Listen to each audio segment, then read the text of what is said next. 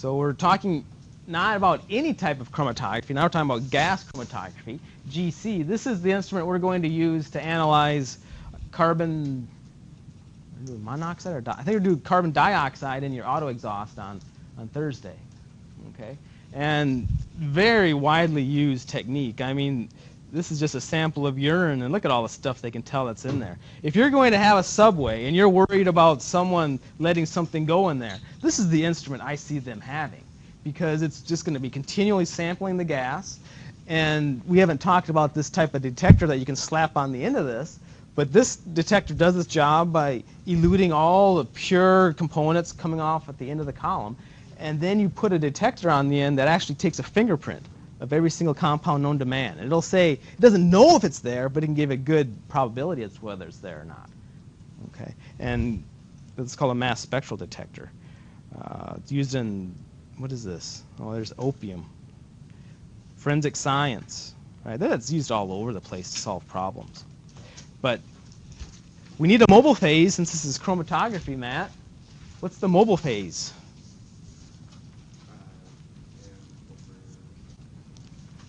It's GC, so mobile phase would be gas. Right? Mobile phase is just a gas. It's going to be blowing through this column, capillary column, more than likely. Almost all gas chromatography performed today utilizes capillary columns. At the head of the column, when doing GC, the sample is vaporized. Yeah, because it has to be a gas, right? If it's not a gas, it can't. The mobile phase can't carry it through. So we're going to find out later that this is a real limitation to this type of instrument, because if it doesn't vaporize, it's not going to pass through. And it has to vaporize in a sense where it's going to stay together. It can't degrade and fall apart. It would be something else. So it really limits this technique, but it works pretty good. Here's the general flow diagram. Now, do you recognize the Mickey Mouse looking thing there, Naya? Upstairs in room 415. Have you been in 415? Who's been in room 415? Okay, some of you folks have. Okay, where's this Mickey Mouse looking thing? Yeah, the gas tanks. That's our regulator, right? There's all these little dials on there, and it reads the pressure. One reads the pressure that's inside the tank, and the other one reads the pressure that's outgoing, right? It reads the pressure that's outgoing. Okay. And there's a lot of things in 415 that'll kill you, but this is probably the most violent thing that would kill you. There's literally thousands, 4,000 or 5,000 pounds of pressure inside this gas cylinder. So all it would take is for you to, there's been a movie on this. I've only seen it in one movie. I forget what it was called. But he had to escape from this big laboratory. He knocked over the cylinder, he laid the cylinder over gently, right? Pointed the butt of it towards the doors and just took the axe and bam, knocked off the end. And it's literally a missile. Shot off and blew his way out and he escaped. But okay, so here's the flow diagram. You got to start somewhere. Here's our mobile phase, right? And we have used, I don't know, I started going off on all these side stories, but we use a very explosive gas as our mobile phase. Doesn't sound like a good idea, right? There's a little leak. Psh, you would not want to be a fireman and go and put out a fire in the 4th floor at Our Lady of Lake University. These things, hydrogen is explosive, but pretty much every single chemical analytical lab in the States now uses hydrogen. Helium is just getting super expensive, so pretty much everyone's using hydrogen, but that's just how it is. So hydrogen actually is our mobile phase, explosive hydrogen. It's going to come in over here to the GC. Now this dashed line, it's really well insulated. It's our oven.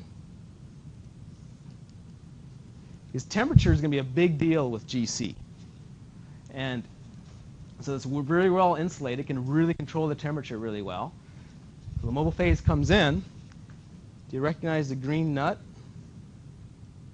Well, you will when you use the GC on Thursday. That's where we're going to insert our syringe or whatever we're going to input into the GC. Okay. So they call this the inlet. Maybe it's the same green nut. Let's say inlet. Right? That's our inlet. Okay. So it's going, all right, the sample is going to get injected. And this big circular thing is probably it's where our stationary phase is, our column. Okay. And they make them really long, like 60 meters long. They don't need to be that long, but I guess since they're, maybe it's easier to sell them. Okay. So it ends up going to our detector. And the whole thing is hooked up to a computer, right? So you can get your readouts on your plots. Okay.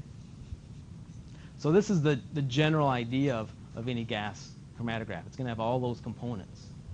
Start with the mobile phase gas cylinders, and the mobile phase travels into the inlet where you inject your sample and passes through a column, and then which does all the resolving power, which does the chromatography, and the detector for detection. This is a picture of our GC, but what's been done to it. Oh, the picture's kind of better on your book. Can you recognize any of the parts?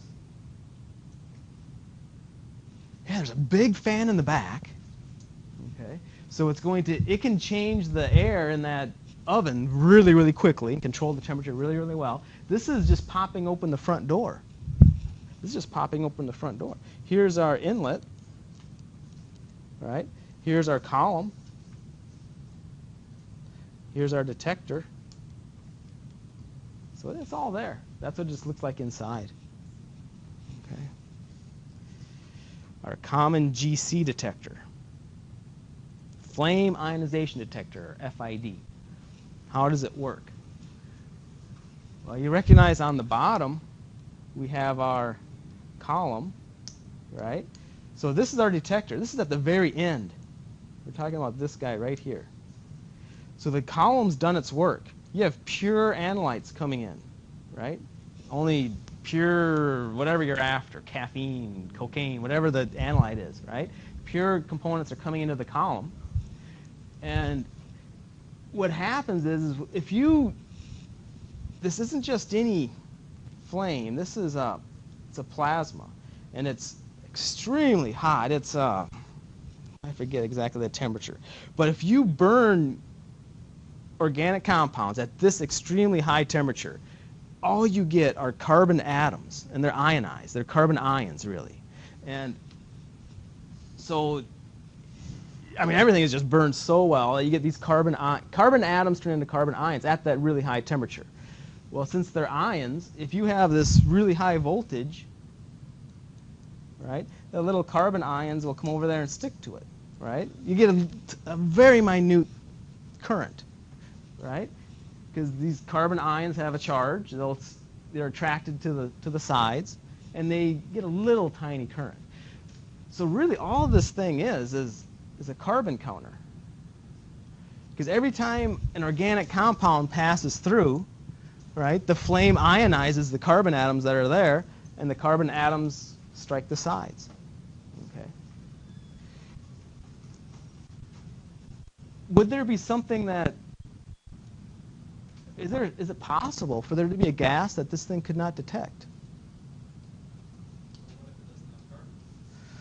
What if it doesn't have carbon? Is there such a thing? There is a Johnson & Johnson had these guys have all their truckloads of stuff that comes in, and they try to get the cheapest price all the time. And they had all these barrels sitting out there next to the train, and they're starting to get bigger. Now, this scientist guy was telling me this story. This is a good story, so I'm telling you. So the containers are getting bigger. Well, you don't want your containers getting bigger, building up pressure. Something's going wrong. So they send a little lab dude down, and he had to, sample a little bit of the gas, and he was playing around with it. He puts it on this instrument. He didn't get any signal on this GC with an FID detector. He didn't get any signal. The guy's just a beginner. So the supervisor, he went down there. He grabbed it, redid the sample, put it on there. Again, flat line, no signal, right? Well, what the hell's going on? And then another dude, he captured some gas and just put a little flame under it. It pops. It's explosive. It's an explosive gas. It's hydrogen, right? It doesn't contain carbon.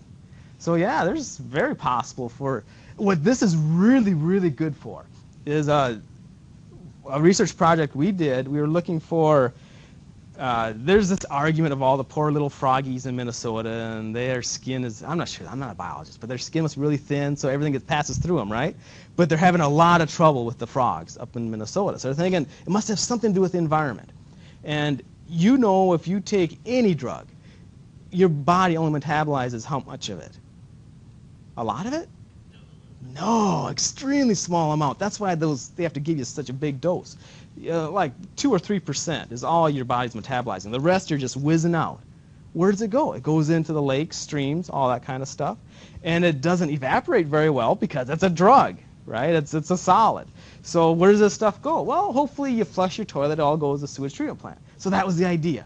Let's take samples that are going into the sewage treatment plant and samples that are going out of the sewage treatment plant. Just see how much it's cleaning stuff up, right?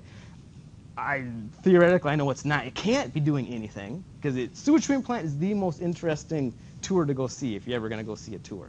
But anyway, it's not doing anything to get organics out of the water. So, and we did. We could see ibuprofen. Estrogens. We could. Well, we didn't. Yeah, but we didn't see them on our instrument. We saw ibuprofen and we saw naproxen, which is a cholesterol drug, both before and after the sewage treatment plant. So anyway, the reason I'm saying this is because the background in that analysis is water. There's no carbon. This was super, super sensitive and it works so, so well that we could see ibuprofen in the water, right? That's going into the sewage treatment and coming out. Okay, it's pretty neat. Anyway, using a C18, whoa, you know what a C18 column is? Well, I guess we'll just have to, we don't know what a C18 column is. We're kind of jumping ahead a little bit, but using a C18 column, what that is chromatographers like to talk this way. They're going to use the words very organic. Oh, name a gas that doesn't contain carbon, right? And you'll hit some. We mentioned one of them. The very organic. For example, you're going to have this range of very organic to inorganic. And pretty much all they're looking at is the number of carbon atoms. And they say, oh, this is a... So if you have a C18 column, what that is literally you have some kind of little particle, and we'll talk about this later, and then literally bound to it, you have, you count off 18 carbon atoms, right? And it's almost like a really thick oil or fatty type material. So this would be a very organic type of column, okay? So that's what they mean when they say a C18 column. The stationary phase is very organic is the terminology. Contains a lot of carbon. But a sample of gasoline was injected onto a gas chromatograph at an inlet temperature of 250 and an oven temperature of 145. Can this chromatogram be improved, and if so, specify how? So you almost have to think of a story about this because it looks awesome to me. I don't see any peaks one on top of another. Everything looks nice and resolved. The thing is if you were going to spend, and you could do this, you could go to all the gas stations around town, gather a little sample and see if they're lying or not, right? As to what the organics are in there. But if this was your run and you have like 80 of these to run a day, look at all the time you're wasting. You're waiting for this last little peak to elute. So everything looks good really right here up to, what is that, about 8 minutes? So there's something easy that they do. In gas chromatography, there's only one thing you can mess with. I mean, there's really more, but it's more complicated. You could take out the column and put in new columns. You could mess with the flow rate. But there's something that's a lot easier to do. What's that big fan for again? To change the temperature. Exactly. So at about 8 minutes, can this chromatogram be improved? I would say yes, simply because look at this big delay. Bad thing, right? Time is money. So at about 8 minutes, Would you want to make the temperature higher or lower?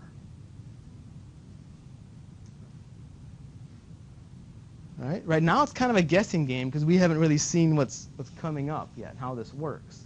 But Eric's right, make the temperature higher. It kind of makes sense because if you make the temperature higher, there should be more things in the what phase? Yeah, in the mobile phase, in the vapor phase. And that's what's moving through. Right? So, yeah, crank up the temperature at about 8 minutes. That's what I would say. How could it be improved? I would say increase the temp after 8 minutes. And the computer does all that. You just tell it when to do it and by how much. I don't know. Raise it to 200. Raise it to 175. You don't know unless you try. That's the doing chromatography part. Okay. Capillary column types. When using capillary columns, the analyte is partitioned between the mobile phase and a liquid phase. Okay. Here's a diagram of it. This is what they mean when they say partitioned. We have two different types of analytes. We have little red molecules and little blue triangles, but they're partitioned, right, between the vapor phase and the liquid phase. And we haven't really talked about this yet, but this little blue dash part, that's a liquid, right? So if you're in the center, where the mobile phase is flowing through, that's your vapor phase. So there's a partitioning between the two. That's what they mean when they say that. So this liquid phase is immobilized on the walls of the capillary column. So remember when I was talking about this C18? It's a really oily, thick stuff. So somehow, and that's all proprietary knowledge, they don't let you know how they do this, how they get this really liquid phase inside a capillary column. But that's what they do. So this type of chromatography, which is what everybody does, is referred to as gas-liquid chromatography. So we like to say we're doing gas chromatography, but really we're not because, right, that's your glass capillary. But inside, somehow, and they, like I said, they won't tell you how, right, is this liquid layer. Right? In the case of C18, well, then that would be, 18 carbons. It'd be really very organic. Okay? And they're just trying to say that there's more than one type of capillary column. There's stage solid support coated, Scott and W-Cot, but this is the main one, just to help you get a general idea of what's going on out there. So typically, if they say you're doing gas chromatography, you're really not. You're really doing gas-liquid chromatography and with what's going on. These capillary columns, again, the capillary column, remember what I'm talking about. I'm talking about the guy that's doing all the work, right? The capillary column, whether it be here or here's an actual picture of it. If you can see it in the picture, it's actually kind of orange. And it's blowing up on the side there. And it's inside the bag. Just don't want to get it out because it is glass, and if it breaks, goes in your eye. That'd be a horrible mess. But it's glass, and it's a capillary. So it's extremely, extremely small hole in there, but the dang thing bends, right? How the heck does glass bend? Kevin, does glass bend? No. But show him, Daisy. Show him, raise it up and bend the glass. It bends. It won't break. Well, if you bend it hard enough, but it's inside the bag, so you can't really hurt anything. I've got a lot of that. So it does, but it has to be very, very, very pure. If you have very, very extremely pure glass, it's like this. It bends. But extremely pure glass reacts with oxygen. Then it becomes brittle. So that's what this polyimide coating is. Plus, glass isn't orange in the first place. Glass is clear, right? Look at the window. Glass is clear. So the reason why this capillary column looks so orange is this coating, this polymer, this polyimide coating they put on the outside, so that to keep the oxygen off of it, so it remains malleable, that you can bend it. Okay. It keeps, if you can actually scratch off some of that orange polyimide coating, it'll get brittle in that spot. Right, because oxygen will get there, or you could touch it with your finger and get it impure that way. Below is a cross-sectional diagram of a capillary column. Label each part. Okay. Well, this outermost part would be the what coating? Yeah, that polyimide stuff. That has to be the outermost stuff. Polyimide. It's like there's 2 layers left. Which one would be the capillary, the glass itself? Yeah, the inside one, right? Because the inside meaning the one in between all the rest guys, right? Because the very inside has to be your liquid layer, right? Your stationary phase. So I guess you could say that that center one is our glass capillary. So the liquid and stationary are both the same? Well, our stationary phase is a liquid. Okay. That's why they call it gas-liquid chromatography. But it doesn't have to be. You can use these solid coated particles or whatever. So it doesn't have to be, but it almost always is this way. It just because it works so well. Okay. Okay, let's see what this is. The below illustration of the molecular action inside a capillary column that's going around there, it's lacking because no dynamic equilibrium is shown to exist between the, what would you guess? Well, yeah, that's what we're after. We're after using that terminology that covers all chromatography, mobile and stationary phases. But you're right, Victoria, but the better wording is mobile and stationary phases. Okay. In the below illustration, bands of 2 compounds are shown. Which compound, Sochi, has a higher affinity for the stationary phase? Higher affinity for the stationary phase. Now it's going in, it says flow of helium, so it's traveling, the mobile phase is going in that direction. They are separated, but which one has a higher affinity for the stationary phase? Which one would you guess? Yeah, the red one, right? He's taking longer. Good. Which one would elute first? The triangles are blue? Yeah, the triangles, the blue ones.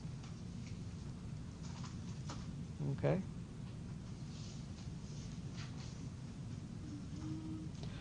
Column type versus separation. Again, most everybody is using, the entire industry is using capillary columns, but just for that you realize there is such a thing as packed columns. Okay. But it's just, I don't know if anyone even uses packed columns anymore. Although I could see it happening. Another stupid story. I was working for Koch Industries, and Koch Industries is really big on, well, there's a lot of little oil companies all over the place, right? And you can get a lot of products from oil. So our job, I was on a team, and when our job was to analyze, they get a little sample. I guess how they purchase oil is Saudi Arabia or whoever, they send out little samples, and then you analyze it. So there's a real delay between it coming out of the ground and when you actually buy the stuff. But anyway, so they send us a little sample along with everybody else, and then we analyze it to see how much jet fuel we can get out of it, how much everything we get out of all the different components, and then we bid on it just like everybody else. Well, one of the tests was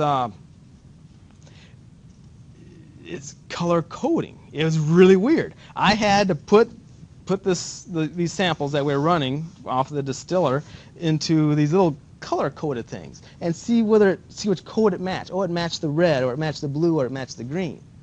Really, really old idea, right? But the point is, the guys who made the purchases, Mr. and Mrs. Koch or whoever it was, right? They only know the results and what this means of little red 2, little red 3, little red 4. So I guess what I'm trying to say is packed column could very well be around. It's just if that's the only type of analysis that someone understands or is used to reading, that's what they're going to ask for. So I guess that's why it's still around. But anyway, it's kind of weird. No such thing as UV vis. We're not using ICP, nothing like that. We're just looking at a color coding. I just thought it was odd. Anyway, effect of temperature on retention time. Oh, we kind of talked about this already, right? Here's 75 degrees Celsius. So the only thing they're changing is the temperature, 75 degrees Celsius, 110. And look at the time. It was 20. Now you're down to 10. Right? So it's not linear at all. It's not linear. But then crank it up to 130. Everything is almost on top of one another, and you can't even really resolve it. Okay? But you may not be interested in this stuff. You may be interested in something right here. But okay, so crank up the temperature. Temperature is what you use in gas chromatography to do your resolution. Because those capillary columns work so well, you just really mess with temperature.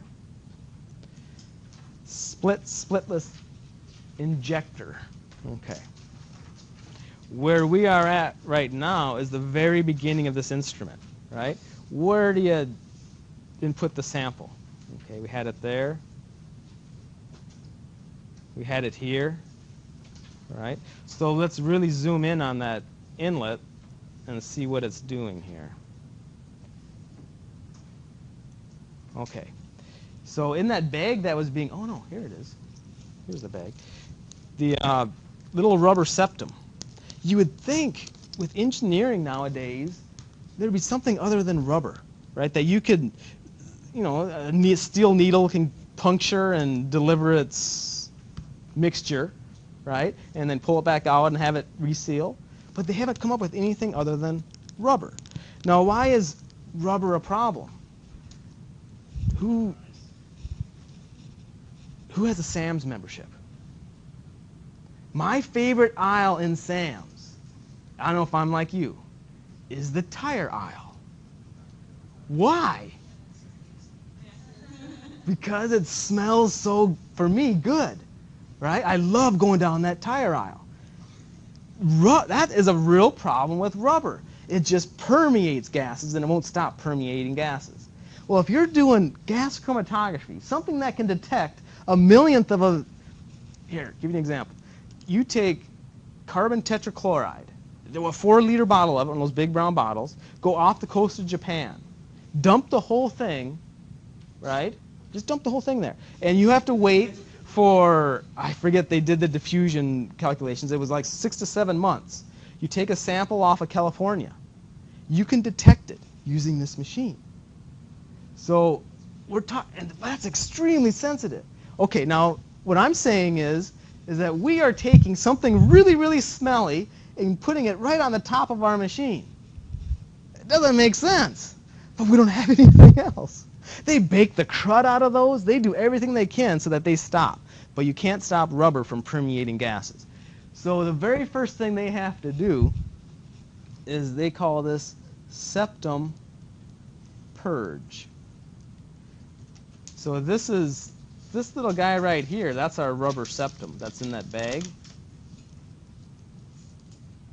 So the steel needle, whether it's an auto sampler or whether you actually have to do the injection, right? You have to puncture that rubber septum and inject your sample. Okay. So that septum purge, all this mobile phase, right? This is, remember what's not here, it's not showing is this guy, right? So all that mobile phase blows through the septum purge. Why? To get rid of all that gas. Otherwise your background is going to be so high.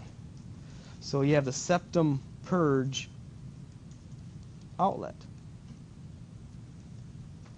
And you bet you're going to lose some sample there, but you just have to because that rubber just gives such a high background signal. Okay.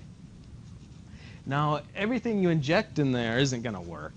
If you, it'd be awesome to like FDA says that Coca-Cola, all these manufacturers are not being honest with their sugar. They're saying that it's really, really high. This came out a couple months ago. So hey, be a real easy project, right? You just shoot it all on the GC. But what does sugar do around something that's hot? It caramelizes, it gets all sticky and right?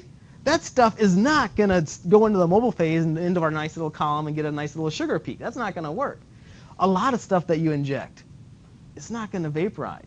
It's just going to get all stuck in there. Well, in that bag that's being passed around is a glass tube, and that's the glass liner. Something that you just pop in and out to get this thing clean. Even if you burn it at a really hot temperature. Well, remember glass liner. That's that. If you can get, yeah, you're right, get anything vaporized at an extremely high temperature, but you don't want it to decompose. Because once it decomposes, it's not that analyte anymore. You can't analyze for it. You're analyzing for its decomposition products, which is going to be, who knows, it's going to be really complicated. So that glass liner can be slid in and out, replaced pretty easily. It's like $20 or so. What else do we have here? HPLC is, this gas chromatography can only run about 20% of the compounds known to man. HPLC, 100%. It doesn't have the problem. You can inject whatever you want into the HPLC, but HPLC is not vaporizing anything, so that's why. Okay, and we'll get to that later. But so you inject all your stuff into here. It ends up going. There's our capillary column. That's where you want it to go. Okay, but there's one more outlet here. We call it the split outlet. Really nice to do because think of something you actually can analyze, caffeine. And you just grab some of Alyssa's coffee and you inject it into the GC. Yeah, a lot of that crud isn't going to vaporize and get stuck in the inlet. But we get this huge peak and just way too big. We're saturating the detector, saturating the whole machine. Well, let's just send a lot of our, instead of sending everything down the column, let's send out 250 parts per one. Just shoot it out of the machine.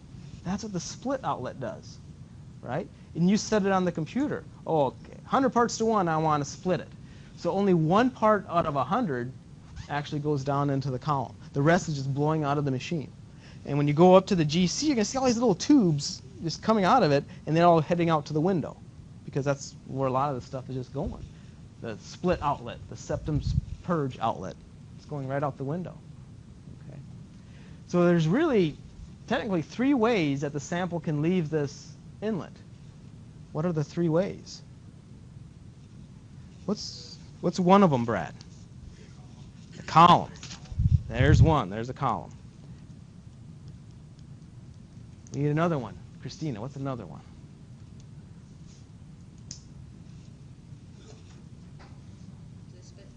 The split outlet. There's one more. Anybody? Septum purge. Yep.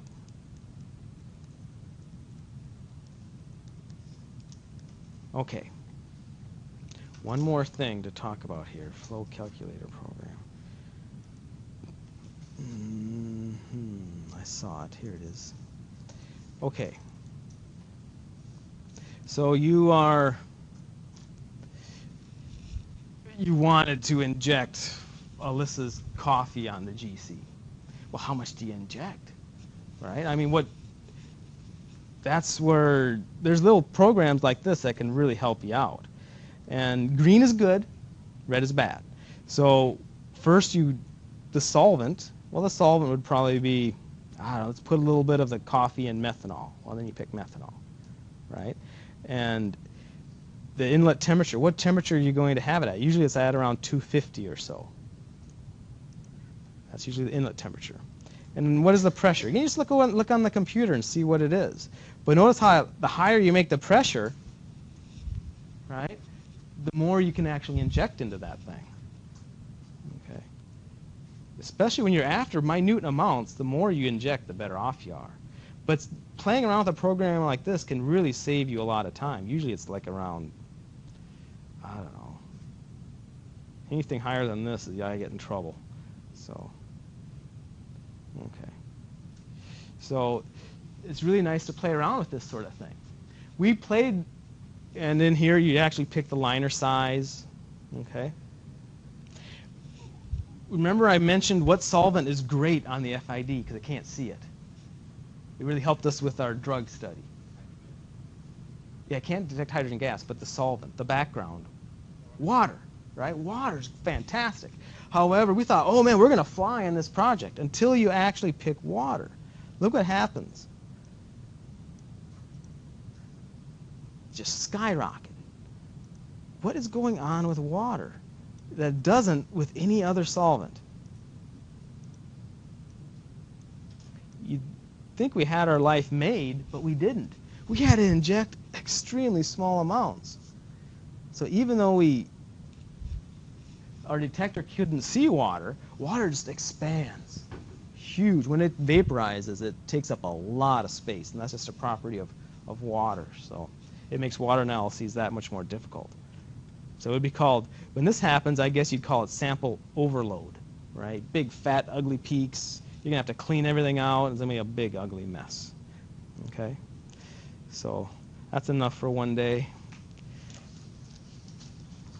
So have a good day.